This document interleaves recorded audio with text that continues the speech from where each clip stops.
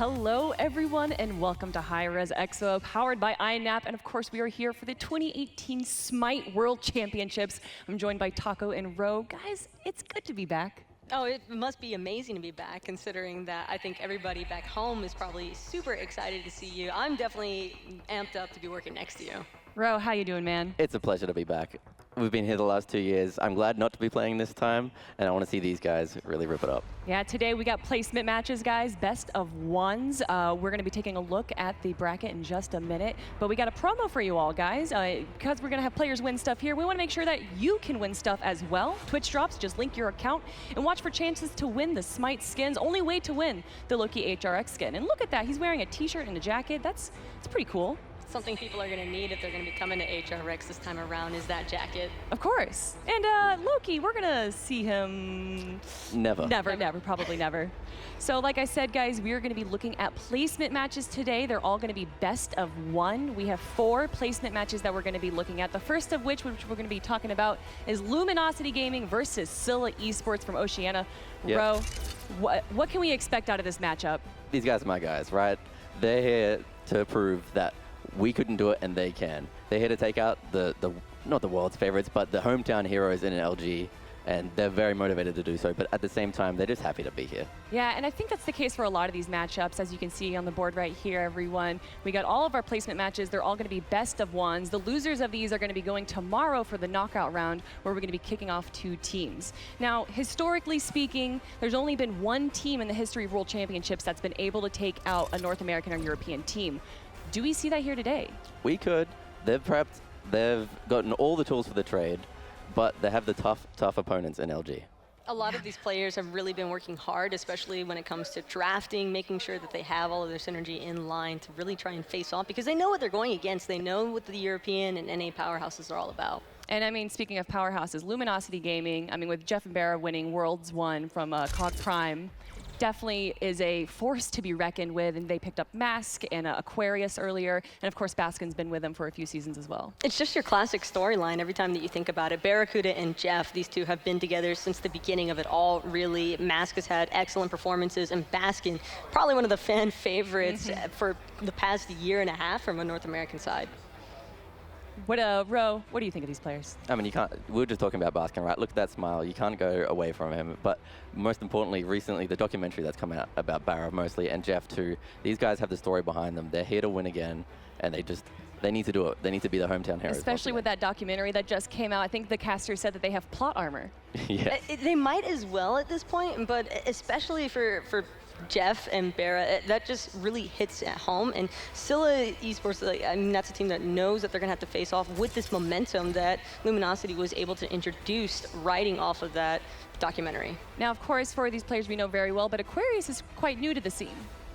I wouldn't necessarily define him as a new player, but when it comes to the world of competitive, he's really been causing waves simply because of the fact that I think most people would have kind of expected him to not have as much success as what he's found with Luminosity, but he's really filled those shoes quite nicely. I agree. I think he has a playstyle similar to what Omega had, minus the whole taunting personality, but it fit perfectly with Jeff and Barra's playstyle, and they're back again. Maybe they can win.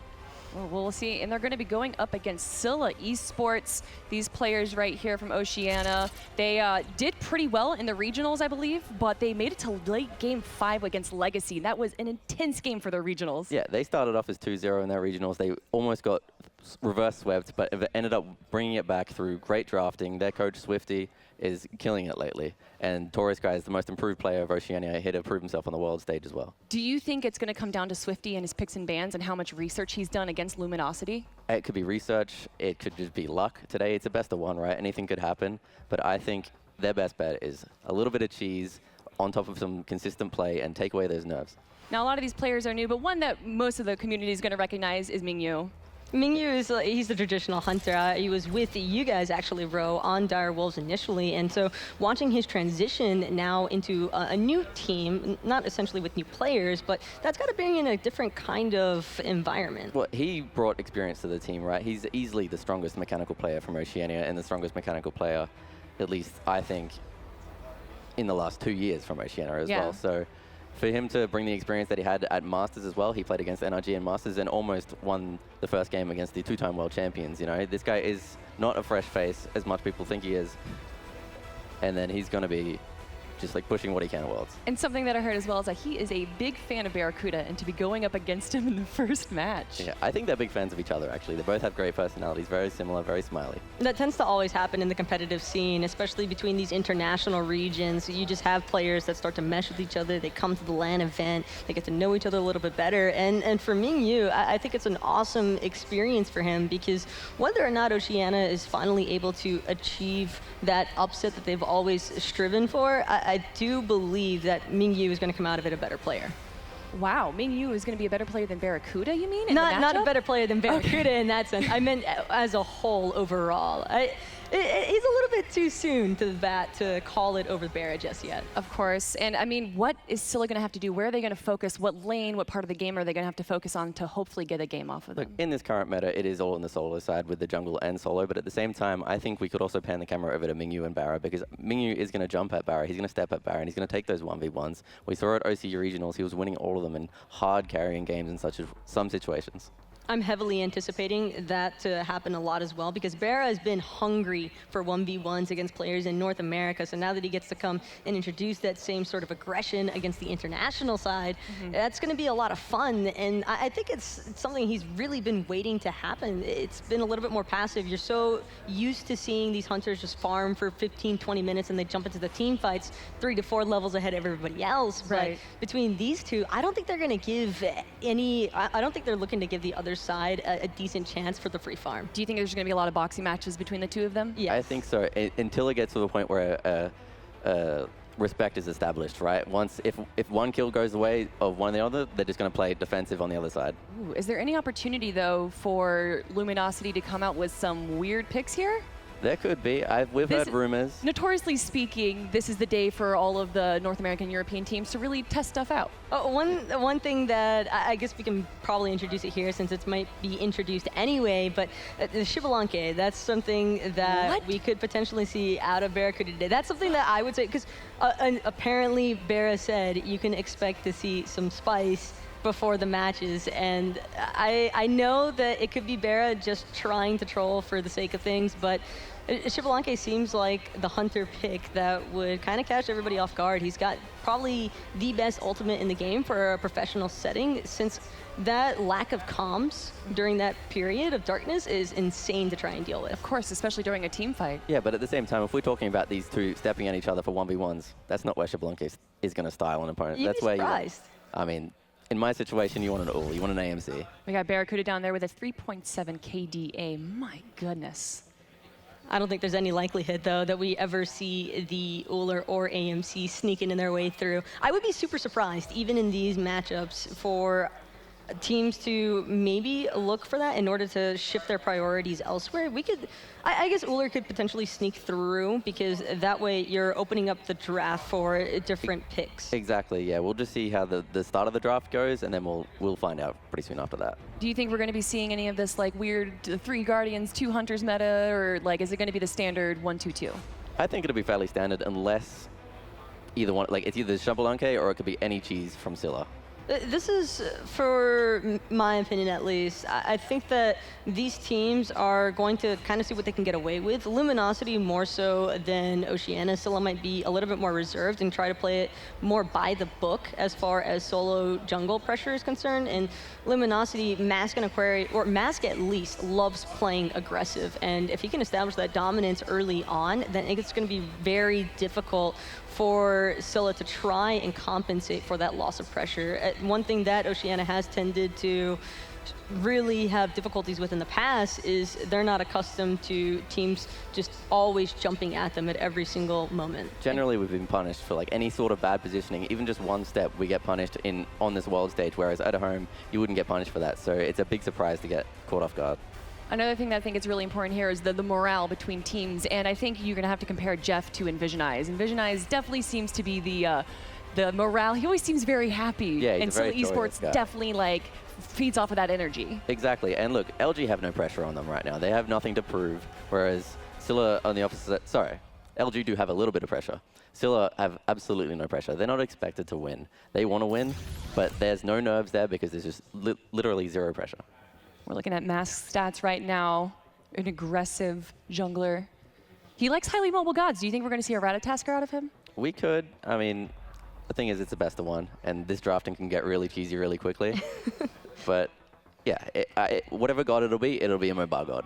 That's probably the best way to put it, is that considering that this is a best of one situation, either side could really just try to crack open anything. I mean, Arachne support of all things, you never really expect those kind of bizarre scenarios to come about, but when you only have one chance, and that's probably the best chance if they want to look towards a more favorable bracket, it's going to be rough either way. Yeah. Definitely. What do you think Luminosity Gaming is potentially going to like be weak on? Do you think that they're, because of their confidence or because they might have something to prove, that they might be a little anxious? Well, if the rumors are true and they do like pick some not so serious picks, that could be their fault, right? But otherwise, I think they're a very, very well-prepared team. Scylla as well, they've been scrimming for the last 2 weeks here in NA as well, so in staying in LA since the 19th. They haven't actually practiced against LG, obviously, because they're playing, but they're playing the same meta. They're both in NA, so they should both be well-practiced, and it's up to a person to make a slip-up in the draft. For Luminosity, I think their biggest issue might be nerves, although I can't really expect too much of that either. These are some very seasoned players when it comes to LAN, although there is a little bit of a difference between playing in front of an audience as opposed to just playing at the hi-rez studios, for example. And without a doubt. And that makes, I think, a little bit of an impact, mostly looking towards Aquarius for that one. Yeah, is Aquarius' green, like, is that going to affect him at all? We'll see. I was talking to him earlier. He wasn't nervous at the time, and he was happy to play on stage. But that's it. There's no crowd here. You know, there's no screaming fans in your face. He just sees a lot of empty seats right now, so there's a lot less pressure on his first game. All right, guys, we are going to be joining in very soon, going into the picks and bans, but just right now we're looking at both of these teams as a whole. Talking about the history of Luminosity Gaming, if they do win this game against Scylla eSports, they're going up against Energy. Oh, yeah. Which would be, and that's if Energy wins their respective game as well. It's a classic matchup from seasons 2 and 3. Except we're expediting the process and seeing that matchup in the quarters as opposed to the semis. Yeah. That will be a complete clash of the Titans. So is it possible for Luminosity Gaming to not want to win this game on purpose, go to knockout rounds so they don't have to go up against Energy? Or do you think that they want to see that matchup again? I was talking to Barrett earlier. The two most sets that he wants to win is, of course, he wants to win the final. He wants to win the Worlds. But otherwise, he just wants to beat NRG. You know, they've taken him out in the last 2 years, and he needs it back. Of course, and them being the world champions. There's just no way for Luminosity to go about that if they were to take a loss here against Scylla. The ridicule that you would kind of experience from both the public perception and even the other side of competitive, I don't think that these players really want to deal with that, and they'd rather get their own revenge. Yeah, that's true. I definitely can see revenge is in their eyes. They're very serious, and like we said earlier, they got the plot armor. Exactly. The documentary, I think, is going to give them a lot of fuel.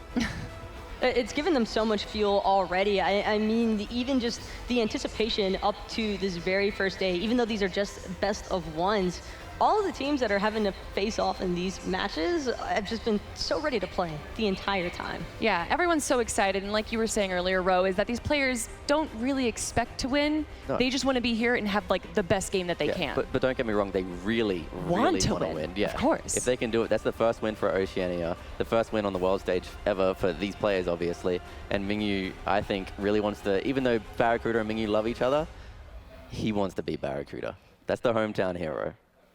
All right, guys, we got a pretty cool keynote coming up, and I believe that's going to be tomorrow. We're going to have a lot of announcements that you guys are definitely going to want to pay attention to, of course.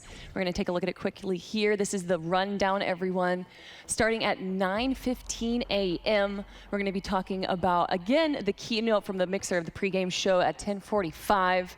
And then we have the SMITE World Championships starting at 11:15, my apologies. In console, we're going to be doing the semifinals at 4:45 p.m. EST. Doors will be open tomorrow, everyone. That's when we're going to be doing the keynote, showing off a lot of stuff on the stage. Please check it out at the start of the show. It's going to be great. Also, we're going to have a red carpet again, and it's going to be Ron Jobert going to be standing there. It's going to be interesting.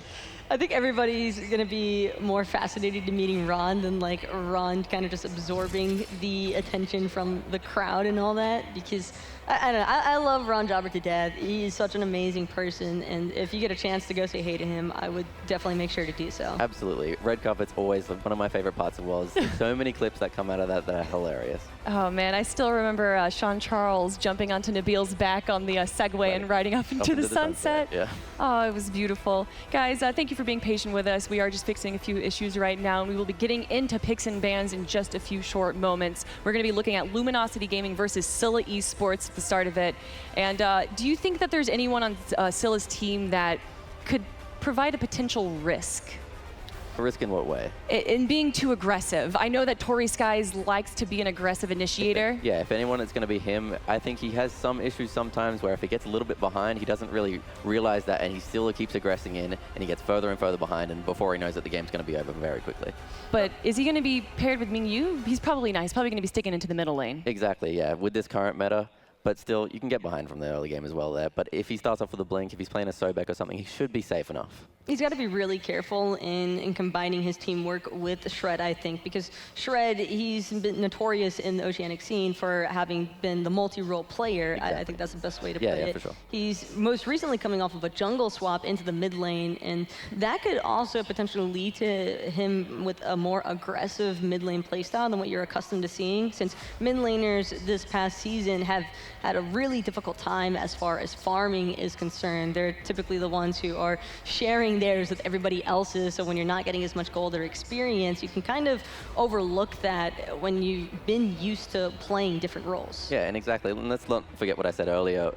Oceanic players sometimes get caught out of position. We don't get punished for it as much as at home as we do on the world stage. So I think Torres Guy's got his work cut out for him to protect these players. So you think it's really going to come down to them being map awareness and good rotations anytime someone does get jumped on? Exactly, and clarity in communications as well. They need to know where the enemy is. If they don't, they're going to step out of line and get called for it. Do you think Kaio? I think Kaio could actually do really well and provide great rotations for his team. I think Kaio is actually going to be the one that's going to like hold his team down. Yeah, he can. He's the calmer voice in comms as well. He's generally a quieter guy, but once he gets ahead, he really doesn't stop either. He can control a game if he's fed. That is the main thing that I'm also really curious to see how Oceania would handle a lead, because it's not going to be the first time Because we haven't had one before? No, I wouldn't say that, actually. You guys have actually had some excellent starts. It's just, it typically tends to snowball downhill because you're not anticipating teams to fight into you underneath objectives that you think you could normally siege. It's really interesting. These international teams, like you said, have a hard time using their advantage to their own advantage. They kind of get a little bit of a lead and they don't go get the gold free. Yeah, I mean, in my experience, you would put a lot of prep into getting that lead in the first place, and then all of a sudden, oh, we have a lead versus LG, right? And they fall back into their old habits where they have a lead in Oceania and once again start getting out of position because you normally wouldn't get punished for it. So that's where we got caught versus NRG back in the day. Just look at these guys, man. They're all just having a great time. He's breaking out his full-on dance routine. Yeah, that's pretty good. Look at him shaking and everything. Yeah, they're happy to be here. We got Jeff in screen as well. Just trying to. Every single time his beard just somehow gets like bigger. I don't really understand it. It's just classic Jeff things, to be honest. Thank you all for joining us again. We are looking at the placement matches for day one of HRX 2018 powered by INAP. This is the SMITE World Championships. We're looking at the PC side. If you're interested in console, we're going to be doing the semifinals tomorrow and the grand finals on Saturday. And of course, we're going to be looking at PC SMITE games all week.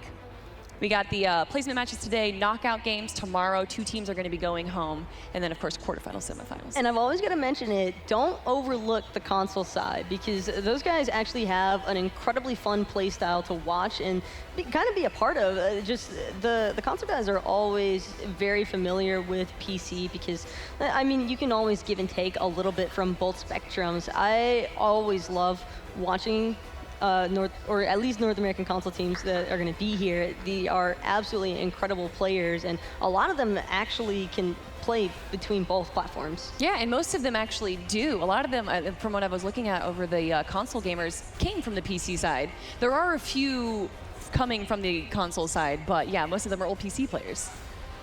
There's a lot of entertaining personalities over there as well. They're very loud, very joyous, similar to Envisionize, maybe minus the dancing and a lot more trash talking. Do you think Envisionize is going to dance for us? Yeah, I mean, he dances pretty much every game. The last time I lost to him, he Do you think his passion can be worked against him, though? Maybe he's a little too eager from time to time? Not really, because he always stays positive at the same time, you know. So even if it does work against him a little bit, he'll remain positive and keep thinking relatively clearly. And that morale is so important. It very much, yeah. Even when you're down, we've seen teams make insane comebacks, doing backdoors that you don't even expect.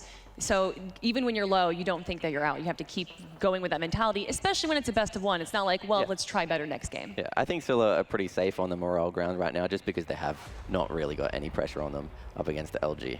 Do you think there's going to be any target bans towards Scylla or Luminosity? Anyone that they're afraid of? I wouldn't say not towards Scylla, because LG, normally you wouldn't do as much prep against an international team in just the best of one, but Scylla, you'd hope they have target bans against LG, but I think most of the bans will just be general NA meta bans that are currently good right now.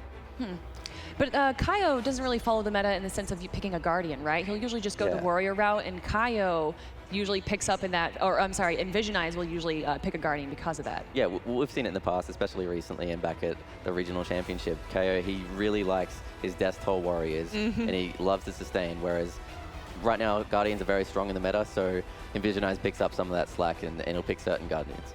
It's probably one of the best features for Scylla here today as well, is the fact that a team like Luminosity, I wouldn't say that there's generally not much prep going into it. I know their coach Quintosh is actually very adamant about being super prepared for any team that they're facing off against, but it's more so hard to really try and pinpoint who you'd want to maybe target out. Like, there's always a look towards Mingyu, but then there's Barracuda, who's like, I can handle this, because it's Barracuda. You don't think that he can't handle any boxing situation for himself. That's true, and between like Jingwei, Rama, Hu Yi, there's so many picks that you can go. It's so hard to ban him out. But at the same time, you know, I think Mingyu is the most respected player internationally on that team, just because he's played against NRG before and he's been here at Masters. So if there's going to be target bans, yeah, I could see it towards Mingyu. What do you think he's going to pick? Do you think he's going to go with Hu Yi, Ram? I've been watching them scrim, so I can't say too much. Okay, you're right. My apologies. Yeah, we'll wait and see. We're going to wait and see, guys. And again, thank you all for your patience. We are working on game number 1, which is Luminosity Gaming versus Scylla eSports, and a best-of-1 placement match. We're going to be starting very soon, everyone. We're going to have 4 placement matches today. The losers from these placement matches will be going on to tomorrow into the knockout round. And then after that, we're going to be having quarterfinals, semifinals, and of course, grand finals in day 5. Man. It is, guys, thank you for joining us, and we apologize for the wait, everyone, but we will be right back with awesome Smite action right after this break.